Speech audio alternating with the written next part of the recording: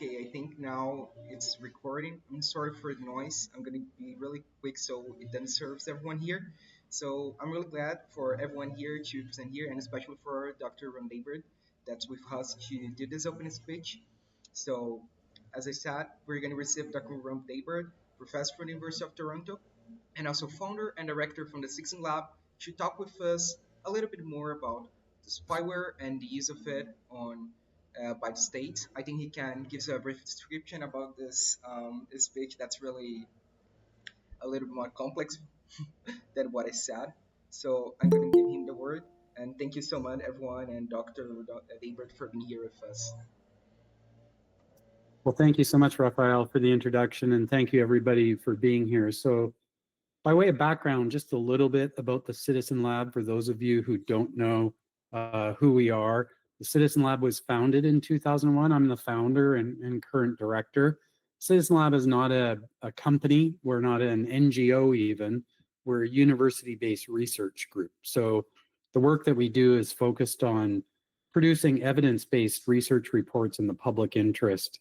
Our focus is on digital security issues that arise out of human rights concerns. So we've done a lot of work documenting patterns around internet censorship and surveillance over the last 20 plus years, a lot of work on the privacy and security of chat applications. We're probably most well known for our work on cyber espionage against civil society and mercenary spyware. And I'll be talking quite a bit about that. I think the distinguishing feature of the Citizen Lab is our approach. We're very much an interdisciplinary laboratory. So people working at the lab come from many different areas of expertise. We have a lot of very talented forensic scientists. And we see our mission as providing a kind of digital accountability function.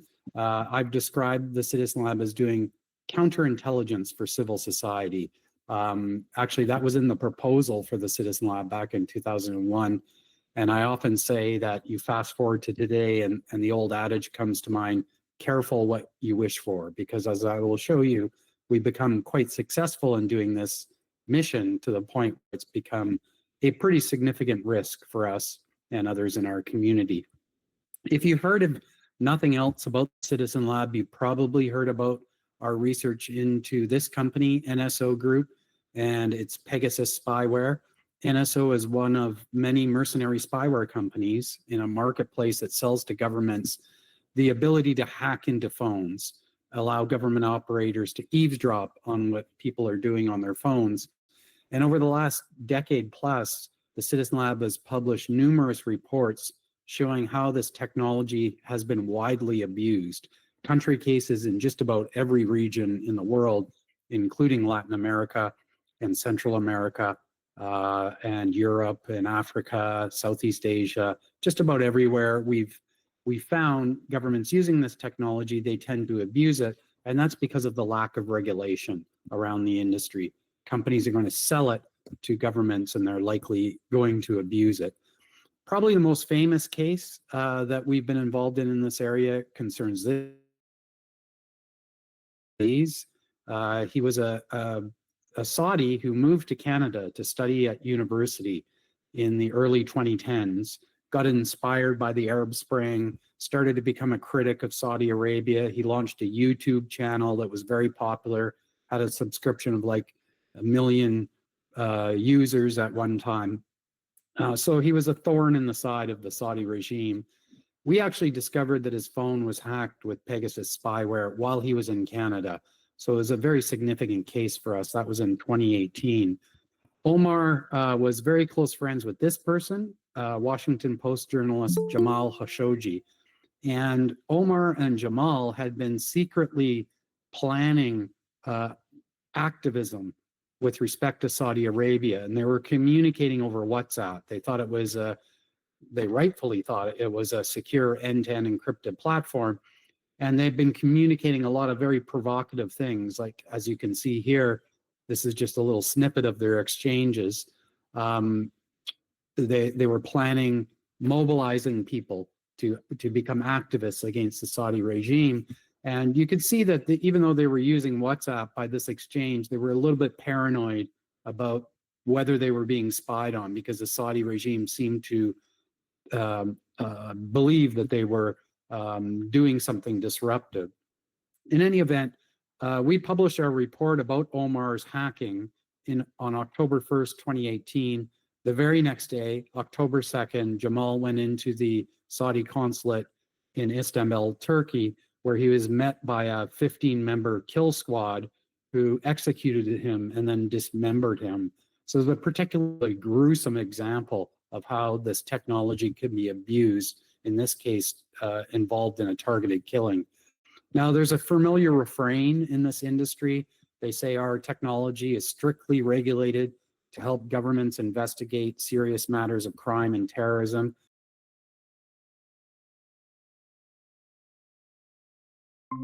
Pierre Shalav Julio once said, well, the big takeaway of the Citizen Labs research over the last decade is actually you should be very afraid.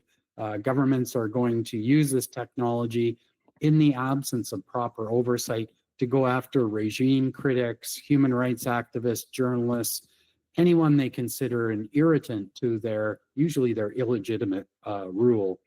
Now, there have been a number of really interesting cases. I'll just run through some interesting ones before I get to my main thesis of the talk. This was certainly one of the most important. Back in 2016, it was the first time anyone had ever come across NSO Group in the wild. And it started with this person, Ahmad Mansour, who is an Emirati human rights defender. And one day in August 2016, he received these two text messages on his iPhone purporting to show evidence of torture in Emirati prisons. He was savvy about surveillance. He was worried the government was watching him. So he didn't click on these links. If he had clicked on those links, his phone would have been infected with Pegasus spyware.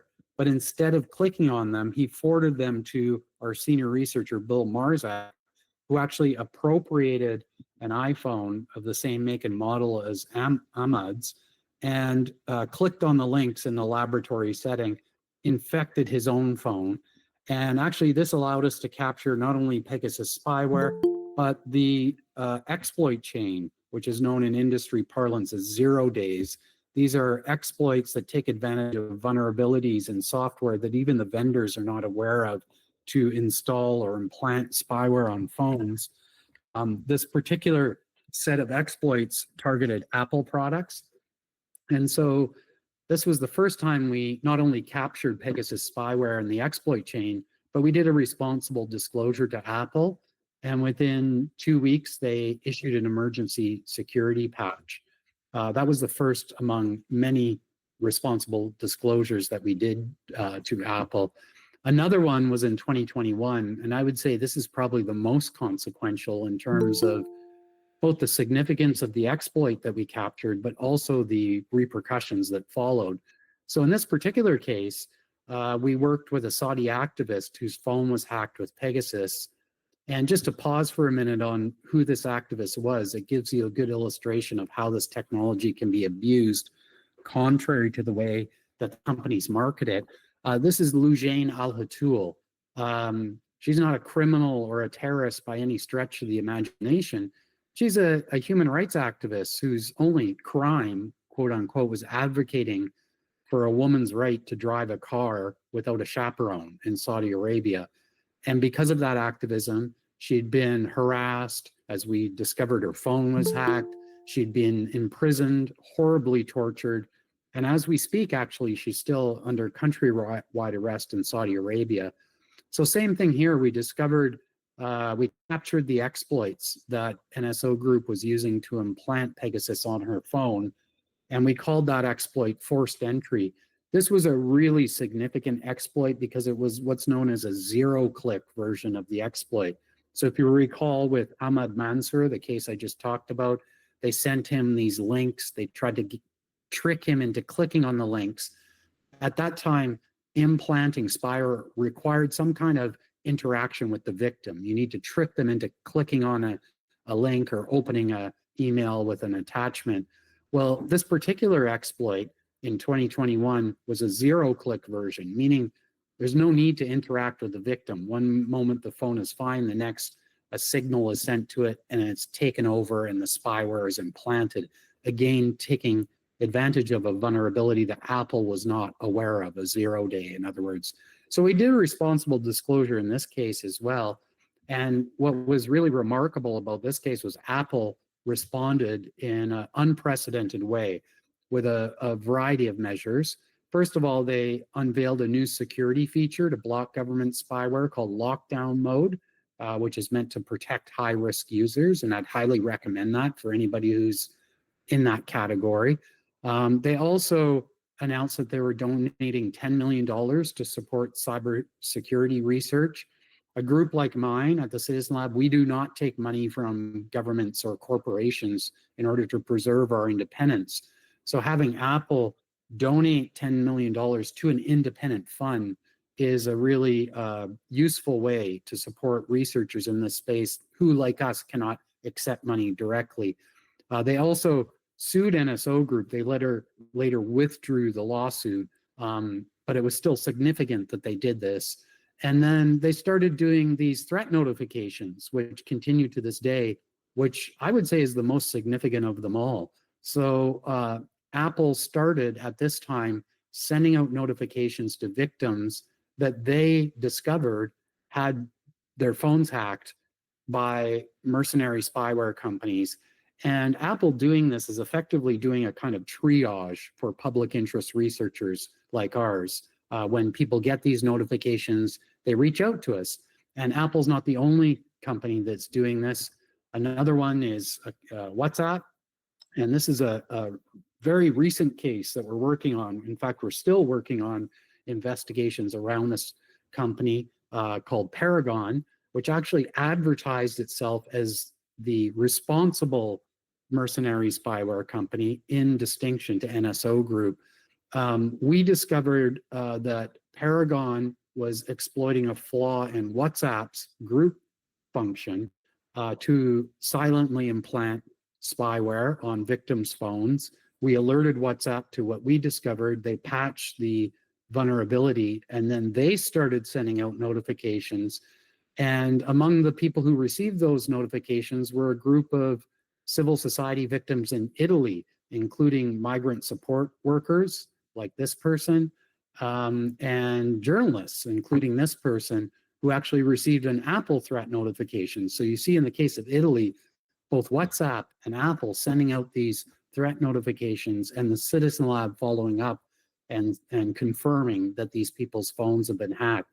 So this case is very noteworthy because you have these threat notifications, but you also have yet another company in this space, in this case, a company called Paragon, and a democracy, Italy, abusing mercenary spyware, which goes to show that even in democracies, you have the abuse of this type of technology.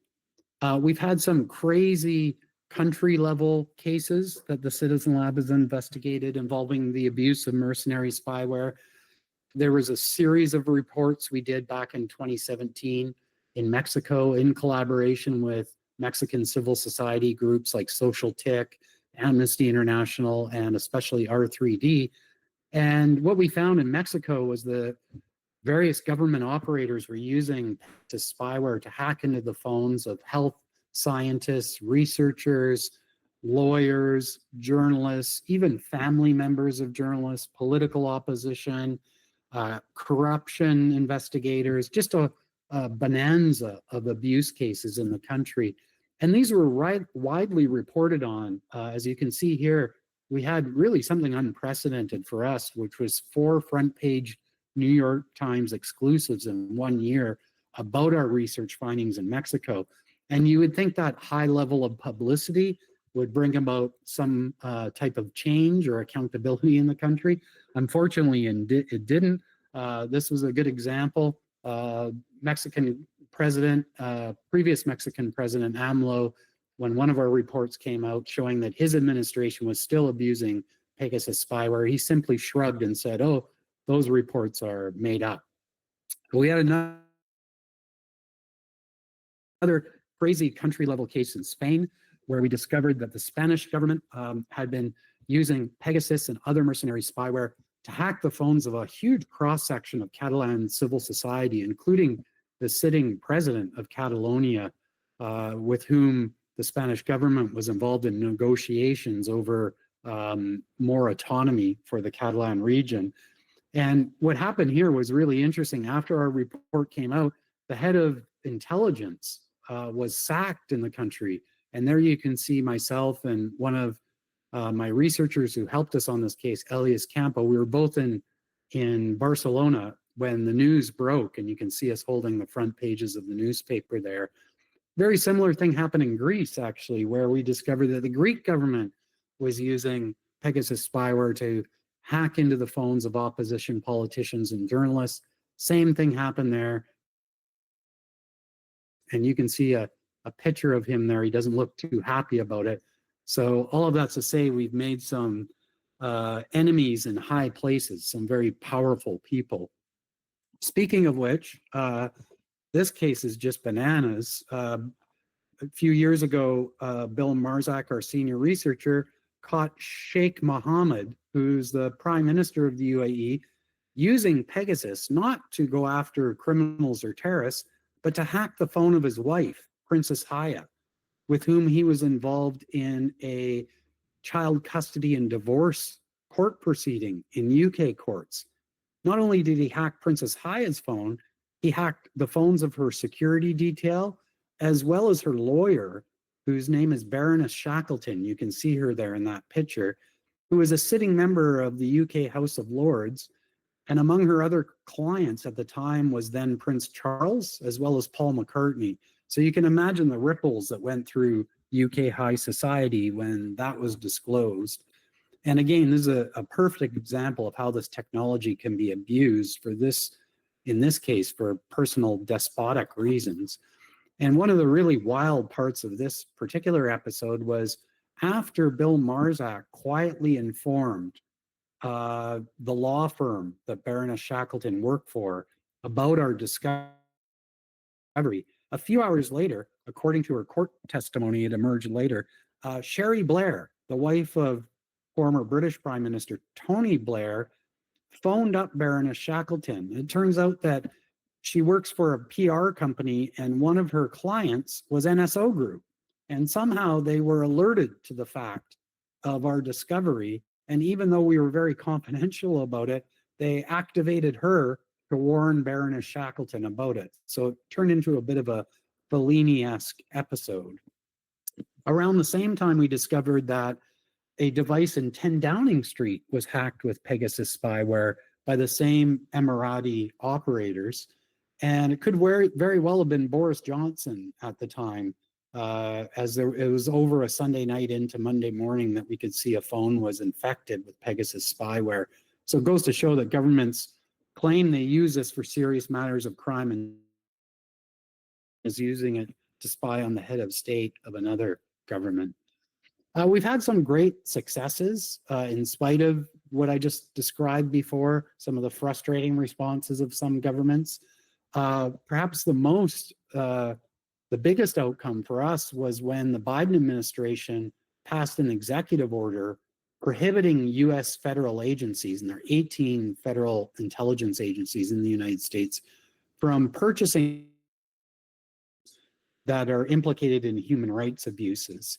And this is a big deal because even though it doesn't solve the problem entirely, when a government like the United States does something like this, it really sends a shot across the bow of the entire mercenary surveillance industry, because the US is a very lucrative market. So if you can't do business in the United States, that's bad for your bottom line. There you can see myself and senior researcher at the Citizen Lab, John Scott Railton, who leads our targeted threats team. Both of us briefed the Biden National Security Council several times leading up to the passage of this executive order. So that was a pretty big victory for us. There's a lot of litigation around the Citizen Labs research, which is a bit of a mixed blessing. Of course, you have people suing the mercenary spyware companies, people suing NSO Group, or people suing the governments that they feel have hacked their phones, or companies suing other companies. As I talked about, Apple launched a lawsuit against NSO Group, later withdrew it for various reasons. WhatsApp sued NSO Group as well. I'll talk a bit more about that. Now, all of this is generally speaking good because you want there to be a pathway for justice for victims, and working through the courts is often a very good way to accomplish that. But there are risks involved in litigation as well, as we found out during the WhatsApp NSO Group litigation. NSO Group really tried to use the discovery process to go on a fishing expedition and gather as much information as they could from us at the Citizen Lab, how we do our forensic research to identify their exploits. And this would be obviously very useful for them if they could figure out how we keep catching them. Fortunately, the judge swatted them down, as you can see here. But it was a significant trouble for us and a lot of expense. We ended up paying many hundreds of thousands of dollars in legal fees to protect our researchers through that discovery process. And we've been threatened with lawsuits and actually sued many times before. So this is part of the environment within which we work. This is a great example. Back in 2018, we discovered that Sandvine, which is a manufacturer of deep packet inspection technology, their technology was being abused to help inject malware into the phones of victims. And as part of the research for that project, we actually procured a Sandvine deep packet inspection box, which we purchased off of eBay. And you can see there when we purchased it, the credentials were actually taped to the for us, because what we did is we reverse engineered their DPI box so that we could develop signatures and fingerprints to see what it looks like on a network path. And this enabled us to identify where it was being employed and abused by governments around the world. Well, when prior to us publishing our report, we sent Sandvine a letter asking them questions, and they responded with a very litigious letter sent to the University of Toronto, to the president, to various deans, threatening to sue the University of Toronto, threatening to sue me, and demanding that we give back the box. Well, we didn't. We said, no, we're going to publish a report and we're keeping the box because it's our box. It's not your box. We purchased it off eBay. And fortunately, we had lawyers on our team that made a very good argument. Now, we found a couple of years later that Sandvine's equipment was still being abused to do similar things, in this case in Egypt. And after we published this report back in 2023, the United States shortly afterwards added Sandvine to their sanctions list. And you can see here, signaling out the research of the Citizen Lab, Sandvine its technology was involved in mass web monitoring and also in the targeting of political actors and human rights activists. And this really hurt Sandvine. After our report came out, they actually started to lay off their staff, and then they eventually went bankrupt altogether, which goes to show that revenge is a dish best served as an evidence-based research report. Now, naturally, doing this type of research is very, very provocative. A lot of bad actors are not going to take this lying down. We've been targeted with disinformation campaigns.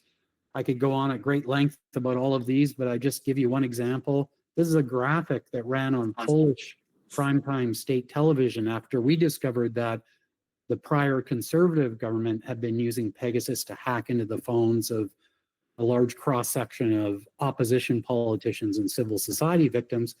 Well, the Polish government tried to discredit us, and on state television, they ran this graphic which appears to show a kind of mob diagram with me at the center, with reporting lines to Julian Assange and Russian intelligence, which is just absurd.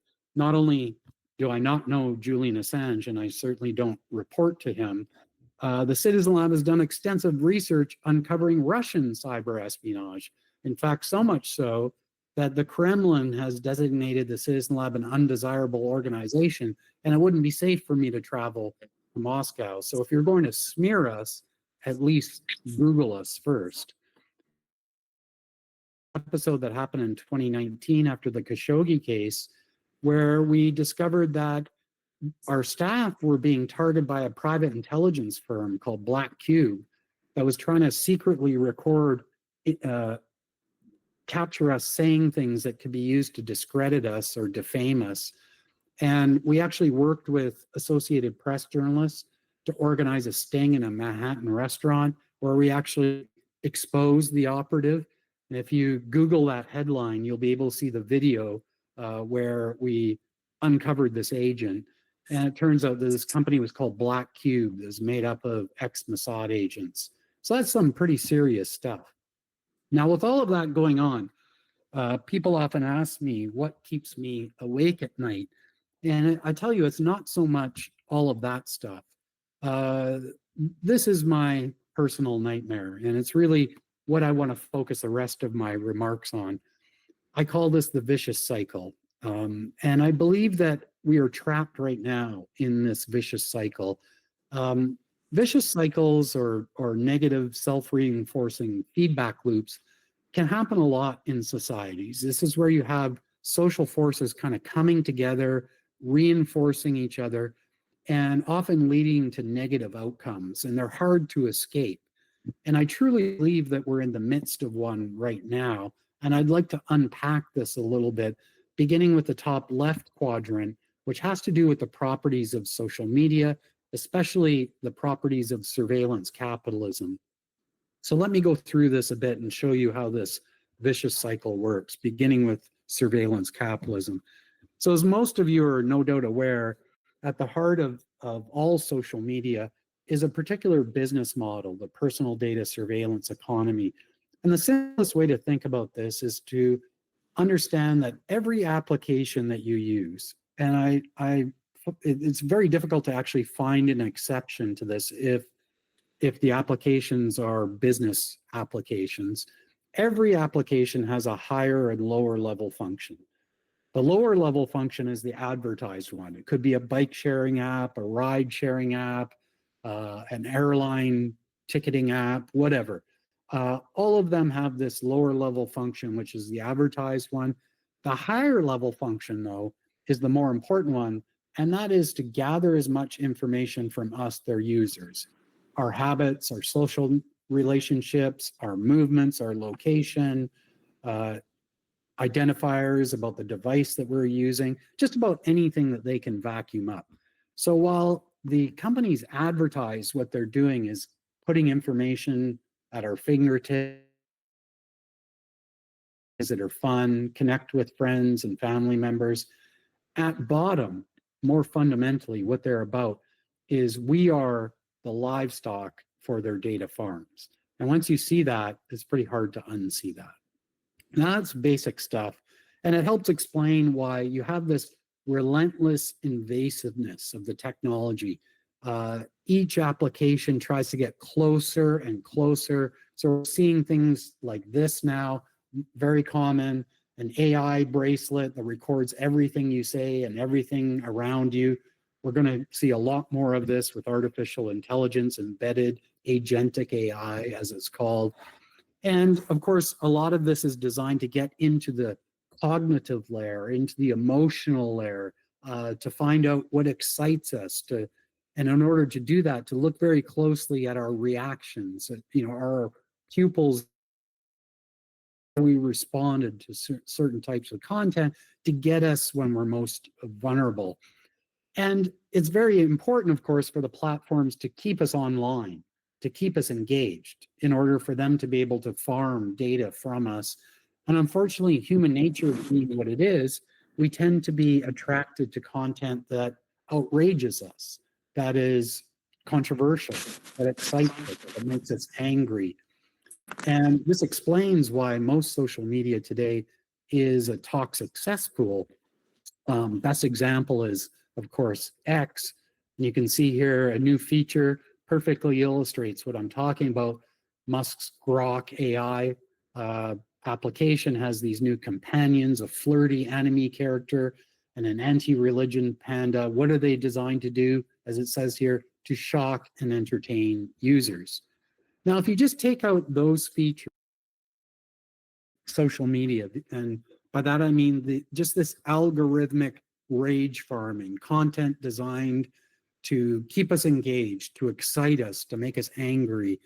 It turns out that this is the perfect ecosystem for the flourishing of what I would call privatized subversion, psychological operations, influence operations, dark public relations.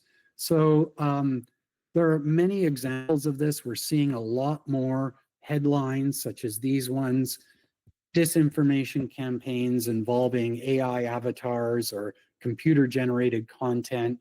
Some of it's very amateur, it's easy to spot, but some of it is also highly professional. We're going to see a lot more professionalized versions of this, companies offering services to governments to engage in essentially professional, privatized influence operations or psychological operations. Back in 2016 is the first time I saw a company in this space, a company called Psy Group. They became notorious because Trump supporter and convicted pedophile George Nader, who you can see up in the top left, he had actually tried to broker an agreement between the Trump campaign, some Gulf countries, and this company Psy Group, which is an Israeli company, to support the Trump campaign. I don't know if they succeeded or not, but the more important thing for me anyway, for the illustration I want to give you, is their tagline: reality is a matter of perception. This is like Jean Baudrillard meets the Mossad. So that's back in 2016. Fast forward to today, and you're seeing companies like this. This is Team Yorge, a unit that was working for The Guardian. Looks like something you get at Best Buy. Interfering in more than 30 elections around the world. So highly professionalized content being produced by private companies made up of ex-intelligence agents who are trained in psychological operations, now offering services to governments to push out falsehoods, extraordinarily difficult to mitigate. If you're a victim of this, almost impossible to fight against. And of course, polluting the public sphere, causing chaos, and furthering all sorts of malfeasance. Now, there are other properties of the social media ecosystem that further other elements of this kind of privatized surveillance space. And one of the features that I'd like to talk about is this invasive by design characteristic, the idea of getting closer and closer to people and how this enables certain companies in this space. So the best example of that, of course, is the device that you hold in your hand. All of us carry with us these devices now. Some of us have several. They never leave our pockets. They sit on our bedside tables. They gather up information about us by design. We entrust so much personal information to them. So they're like a gold mine for an intelligence agency or for a law enforcement agency. If you can get inside a device, you can find out everything about people. And this is where this mercenary spyware industry has come up, which is, as we've shown in our research, very lucrative, highly unethical, almost entirely unregulated, and furthering all sorts of insecurity. Now, if you look at how a typical spyware operates, you have to separate out two different things here. One are the attack vectors. These are the exploits that are used by the firms in order to implant their spyware. These are constantly evolving as companies patch the holes. The mercenary companies have to go out and find new exploits. And what they're doing there is basically furthering a collective insecurity as part of their business model. And then you have the capabilities of the spyware themselves, which are not that sophisticated, but they're actually highly advantageous for operators. So even though the spyware itself doesn't evolve much, their capabilities are profoundly important. If you look on the right here, being able to intercept SMS, emails, videos, turn on the camera, turn on the microphone, record calls, track people's locations. If you put yourself in the position of an intelligence operative, this must be highly intoxicating, very addictive. It's like crack cocaine, and it helps explain why the industry is so lucrative. But even if you don't hack a phone, there are still industries out there that will enable you to do things that are very similar. And one of the ones that I'm really worried about is a new market called ADINT, or advertising intelligence.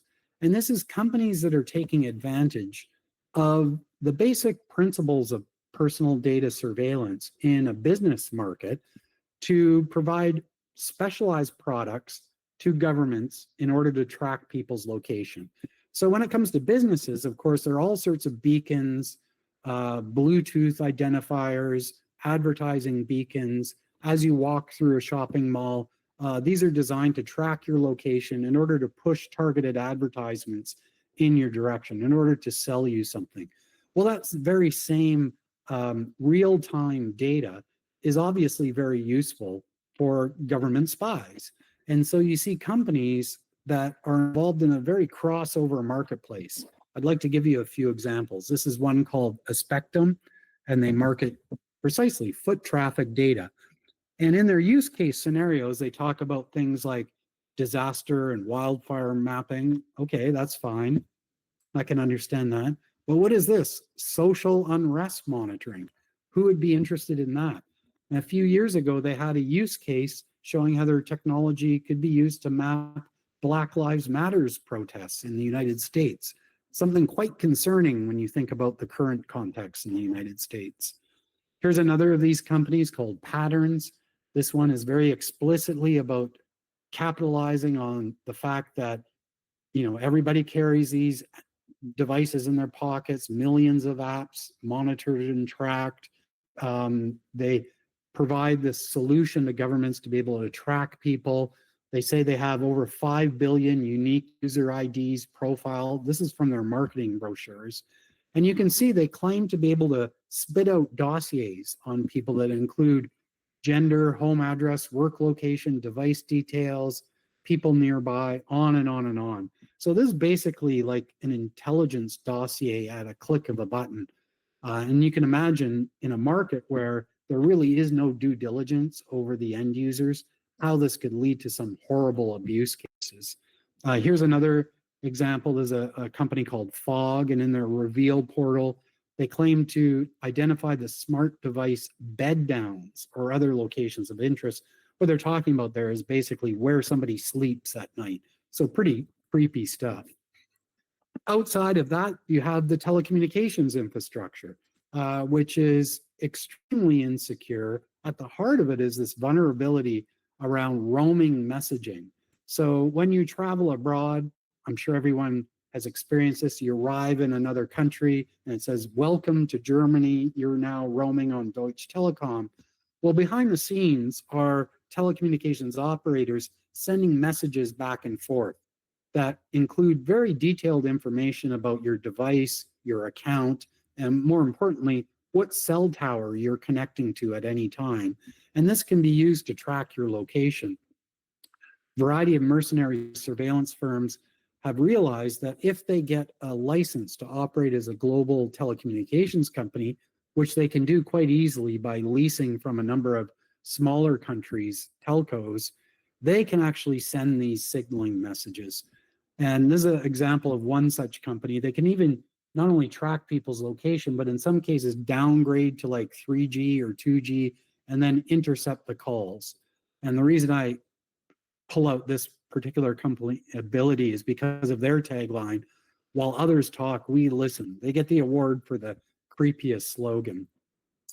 Now, it's very hard for us at the Citizen Lab to investigate these companies to tell whether they're targeting particular victims, because unlike spyware, it's not something you can forensically examine on somebody's device. It's happening behind the scenes in the infrastructure, but occasionally the companies make mistakes. And this is just one illustration where Bill Marzak, our senior researcher, discovered that one such company, Circles, had misconfigured its firewalls, its checkpoint firewalls, in a way that allowed us to scan the entire internet and enumerate all of their government clients, which we did back in 2020. And you can see here they're mostly a rogues gallery of human rights abusers. So this is a very troubling picture of the type of governments that would be using this technology. That's back in 2020. You can imagine now what's going on. And then more recently, we discovered, thanks to some data that was supplied to us by a whistleblower, that Saudi Arabia had sent millions of secret tracking requests of the type that I'm describing to locate people's phones over a 4-month period of Saudi travelers in the United States. Bear in mind, this is a country, Saudi Arabia, that is notorious for targeted assassinations. So now, to cycle here, what effects are happening because of this convergence of social media and some of the dark surveillance companies that I'm describing here? Well, it's having a profound effect on civil society. So when I first started studying this area, many people were very enthusiastic about the internet and social media. They thought it would bring about liberatory potential, that it would empower people and empower social movements. What we're seeing is, in fact, the opposite now. It's producing widespread chilling effects, paranoia, fear, cynicism. People are actually withdrawing entirely because they're so scared to even touch their devices now, rightfully so. This is just one example. Karine Kanimba, a Rwandan by birth, who's a Belgian-US joint national. Her phone was hacked with Pegasus spyware. And when we interviewed her, she gave a representative quote to us that I think illustrates the way many victims feel. It was horrifying to her to know that she was being watched, that everything that she was doing on her phone had been exposed. And when people learn of that, the first thing they do is they retreat from the internet, social media, and mobile technology altogether, which may be the most effective way to strangle digital opposition. And of course, all of this is part of the spread of something that we at the Citizen Lab and others have been documenting, the spread of transnational repression. This is governments using these type of technologies and methods I've been describing to target activists, dissidents abroad. Countries like Iran, for example, as you can see here, using just a whole panoply of the techniques that I'm describing to silence dissidents, even going so far as to contract out with organized criminals to actually murder critics, Hell's Angels. So all of this together is leading to the last quadrant here, which is the most concerning, the normalization of impunity, the spread of authoritarian practices. Now, these are Freedom House's rankings. Freedom House is a US NGO that has for many years measured democracies around the world. And what they have shown us is that over the last 19 years, there's been a decline in global freedom. Democracies are winnowing away. And it's quite interesting to look at that date, 19 years ago. That's 2006. That's when Twitter was launched. That's when Google purchased YouTube. And that's when Facebook started its newsfeed. So I'm not a big fan of monocausal explanations, but that's a pretty interesting quote. And if you look at what's going on in the US, in particular on this score, I think it's extremely concerning. So there you see the world's coolest dictator, Nayib Bukele, who actually just did away with term limits, and Donald Trump, the dictator, but only for one day. You can see the goal behind them there in the White House, more than symbolic of the state of the world right now. And quite interesting that those two have connected. And if you look in the United States, it ticks every box of the decline of authoritarianism, attacks on press, assault on judiciary, targeting political opposition, disbanding oversight bodies, on and on and on. We're seeing this tsunami of an assault on constitutional democracy in one of the world's most powerful countries. The ripple effect will be enormous. And what's really concerning, to me at least, and it should be to everyone around the world, is the way the tech platforms, the US-based tech platforms, which of course dominate the market globally, are really getting on board the Trump administration's train, its descent into authoritarianism. We saw just about all of them join the Trump administration in this investment that was presided over by Mohammed bin Salman, the very person who engineered the assassination of Jamal Khashoggi. They seem to have done away with whatever previous concerns they had about working with these type of regimes. At the center of it all is Palantir, a really concerning company in a variety of ways. Its CEO, Alex Karp, has written a book called The Technological Republic, which openly advocates for tech platforms to get fully on board the US national security project. And of course, this is very self-serving. Palantir stock has just ballooned since Trump was elected. And it's involved in many controversial programs. It's making a lot of money, but it's also involved in programs like this, helping with the ICE mass deportation regime. But how concerning this all is, the ICE director envisions Amazon-like mass deportation systems, prime but with human beings. And recall that the Department of Government Efficiency under Musk already swept through all of the government agencies, not only did a cost-cutting exercise, laid off a bunch of people, but more importantly, gathered a ton of information, snippets of which you can see here, which is feeding into Palantir, which is then being used for not only mass deportation, but repression. This is a map that's put together by a collective. I just wanted to highlight close to 50,000 people that they're aware of in ICE detention. Look at that, 71% without criminal records. Right now, they're going after marginalized people, immigrants, refugees, undocumented workers. But the question you have to ask yourself is, who will be next? Of course, the government is using AI for social media surveillance. They want to know if people are posting negative things online about ICE, which is highly concerning, chilling. They're contracting with companies like this one, Cobwebs, to do that sort of thing. Naturally, it's a company founded by veterans of IDF. And in this climate, it's not surprising to hear that the executive order that I described earlier as a great victory is now at risk. NSO Group is furiously lobbying to get itself off of the sanctions list. I believe it'll only be a matter of time. And we'll not only see passive monitoring, we'll see more active influence operations. This is an example of a college protester that isn't real. It's an AI-powered undercover bot that was sold to local police in the United States by a company called Massive Blue, which is remarkable to see in the United States. And of course, this is all happening at a time when the tech platforms are getting rid of fact checkers, eliminating their trust and safety teams. On X, the worst example, it's all gas, no brakes, operated by a CEO, far-right neo-Nazi parties. Even his AI platform is spouting Nazi content.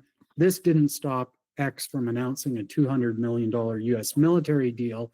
And meanwhile, X is simultaneously attacking public interest research groups, making it more difficult for groups like the Citizen Lab to do our public interest research, in part because of changes to their platform, but also because they're highly litigious, going after groups like ours. And this is also happening in a context where the Trump administration is attacking universities. I really believe that at this time, a group like the Citizen Lab couldn't exist in the United States. And we may not exist much longer in Canada, frankly, if this type of climate continues to deepen and spread around the world. So that's my nightmare.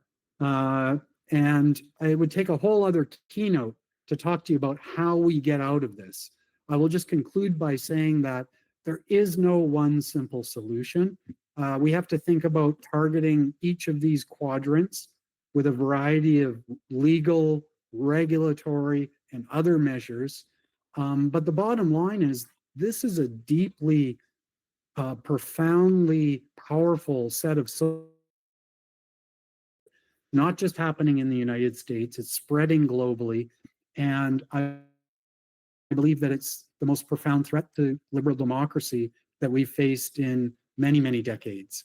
And so I'll leave it there and look forward to any questions. For those of you who want to read more, I've got a new book out called Chasing Shadows that details the adventures of the Citizen Lab. So thank you, and I'll open up for questions now.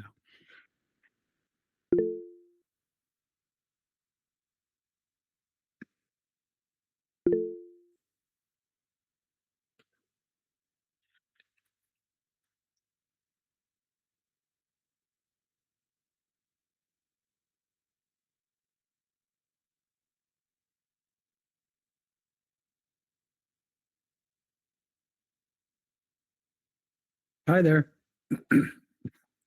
Let me know if you have questions.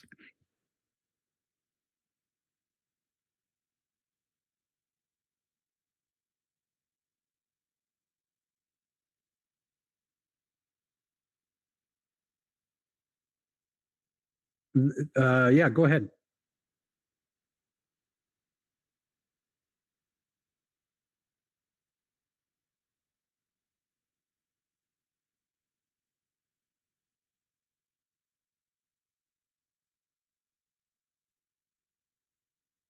Yeah, that's a complicated question because I think that first and foremost, the type of charges that were levied against Julian Assange seemed very excessive to me and presented a serious threat to journalistic practice in the United States. It was a significant overreach, in my opinion, that would have a chilling effect on journalism. At the run and some of the decisions that Julian Assange made himself, I think there were some unethical decisions made that I strongly disagreed with. And it's a good example of the risks of doing public interest research or the type of civil society work that WikiLeaks aspired to do. If you look at a group called DDoS Secrets right now, I think it's a good example of how you do something similar in a much more responsible fashion.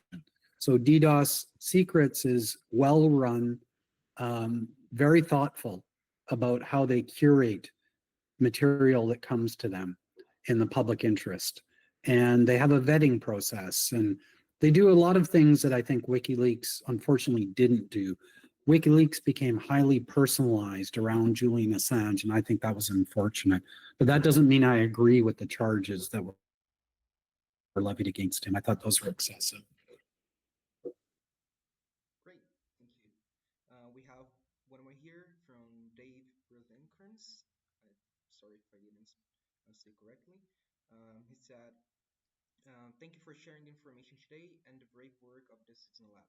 I heard about a new Ottawa-based AI bot called Dodge AI, which could be a terrifying accelerant of the vicious cycle. Is the lab keeping an eye on this and similar products? Uh, I have not heard of that particular app. I'll look at it. It sounds like it's bad just based on the name. So we'll take a look. But yeah, there are a lot of highly concerning things going on in the AI space right now. It's a typical enthusiasm, gold rush, uh, all gas, no brakes, and very invasive when we're talking about agentic AI. So I we're looking at closely. Yeah. Next, we have Jared Queen. He's asking, you may have mentioned it, but is there a connection between NSO and Paragon? And any updates on the report contract between Paragon and US ICE? Yeah.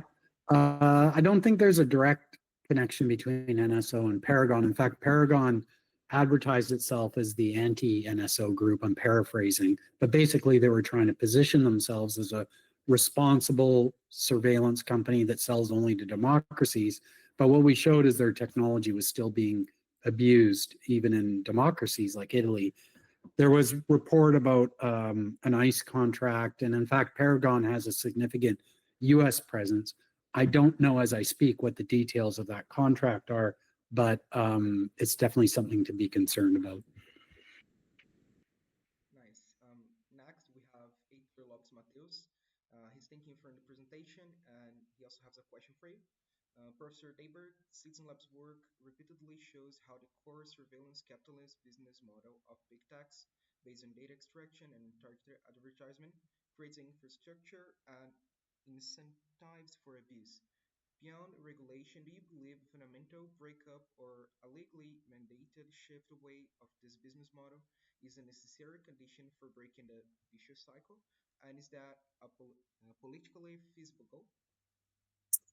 That's a great question. It deserves a much longer answer than we have time for. I think that antitrust, anti-monopoly regulation is one tool in a toolkit. It's not the only one. There is a really good, coincidentally, a good podcast that I listened to this morning called Tech Won't Save Us that featured an interview with somebody exactly on this topic. And I'd recommend that to everyone in the audience to listen to. All right. Do you think we can read some more questions here? Yeah, I got a few more minutes. Okay. So we have some people thanking you here.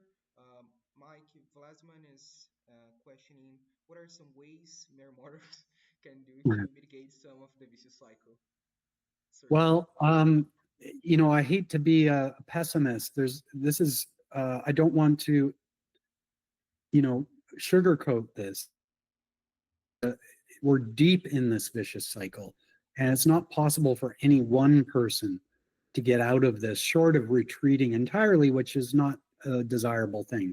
We don't, it may work in the short term to take a break, and everyone deserves to be out in nature, but eventually you're going to face the consequences of this socially, politically, economically, no matter where you choose to live or how you choose to live. So it's a systemic problem, and we need system level solutions.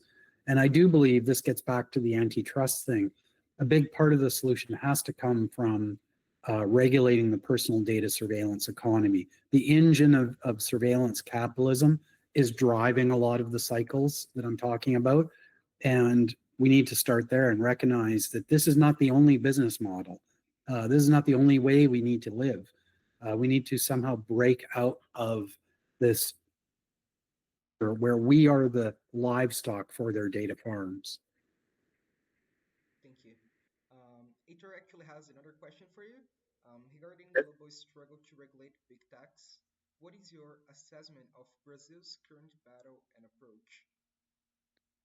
So I'm not an expert on Brazil, but I know there's been some efforts along the lines of what we're talking about now in terms of, especially around digital public infrastructure, which again is another lever, I think, that we need to encourage governments to be more proactive in terms of getting control over the digital ecosystem and ensuring that it is shepherded and stewarded in a way that serves the public interest, not private interest. Now, I don't know enough about Brazil to do a proper assessment, but again, that podcast that I listened to today had an interesting discussion precisely about Brazil. Listen to the Tech Won't Save Us podcast from this morning. What is it called again? The podcast name? Tech Won't Save Us is the name of the podcast, and it's the podcast that was broadcast this morning. Okay, I sent it on chat so everyone can search for it. There are three more actually. Do you think we can? Sure. All right. The next one is also for an editor. He's really engaging right now. Yeah. He's asking, what advice would you give to other academic institutions like ours from Unicamp? We from Leaks are also from Unicamp that seek to build similar capacity for impactful real-world cybersecurity research that serves civil society, especially in the face of potential political and commercial pressures. This is an important question. I think about it a lot because I'm an academic. I'm a full professor. I care about universities and the institutions of academia. I think right now they're under serious assault. What's happening in the United States is highly concerning and a harbinger of what may impact other universities around the world. And so we can't deal with this alone. The only way to deal with it is by banding together. And you can see how in the United States, unfortunately, the universities have chosen to make separate deals with the Trump administration. And they're learning they can't deal with a bully. He'll eventually come back and ask for more He's asking for more of Harvard. He's asking for more of Columbia, Northwestern, and on and on. So the only way we can fight against this is by standing up together. And that's what I would advocate for, is anybody who cares about academic freedom, that we need to marshal our resources together and defend those spaces. Yeah. Victor is also asking something I think you already answered. That is there any context in which the spyware that you research is used in Brazil? Do you have I a have no knowledge? doubt that it's been used in Brazil. I don't have specific cases from the Citizen Lab that show this, that are recent. I think there are some examples in the past where we have seen particular vendors like Hacking Team and others selling their technology to Brazil. Brazil is a very well-equipped military intelligence. They're going to be going through one or another of these tools. I have no doubt about that. All right.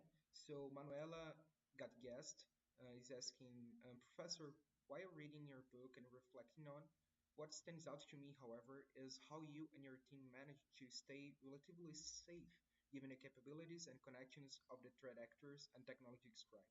Could you share how you balance exposing these findings with protecting your own security? Well, it's true. The safety of our researchers is a very important concern. As I said at the beginning of my talk, the mission of the Citizen Lab back in 2001, we set out to do counterintelligence for civil society. We've done it so well now that just about every bad government in the world really doesn't like the Citizen Lab. That means that we have some pretty powerful enemies. And you have to take that seriously in order to do your job. One thing is, it's a mark of success. Groups you alienate and make angry, it means you're doing your job well. The only thing I will say is we take it very seriously. We do it in a sober fashion. It's part of our due diligence. You can only do what you can to protect yourself, but you have to take it seriously and not let paranoia undermine your work. You could become frozen in fear, but the reality is we're dealing with bullies. There are bullies all over the world, and we have to stand up to bullies. And I feel privileged to be in a professional position where that's my job. So it's a life choice that I've made, and so have my colleagues, and we just try our best to do it as safely as possible, especially for the people that we work with. The victims are the ones that face the real risks. Our responsibility is to protect them and not inadvertently put them at risk.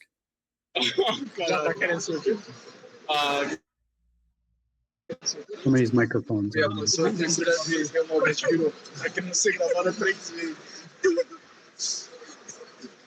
I think we're done anyway, probably. We can hear you, Thiago. Não, a mesma pessoa. Yeah, I Nope, think very good. I think he didn't mean to open it. Yeah, no problem. Thank you for putting the link to the podcast. Well, I think those were all the questions, and I really like to take this final moments here to again thank everyone here, and also Dr. Ray Deibert. I think your speech was really great and made everyone sympathize with how the Citizen Lab, their work, what they do, and to know a little bit more about what's going on around the world. Like we don't really know.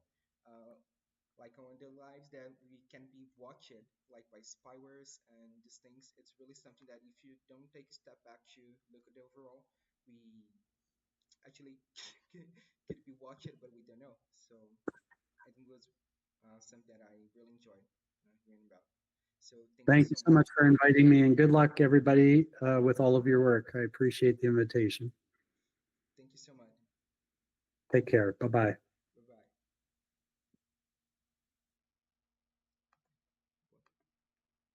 Caraca, esse cara é gigante, meu. Esse cara é gigante.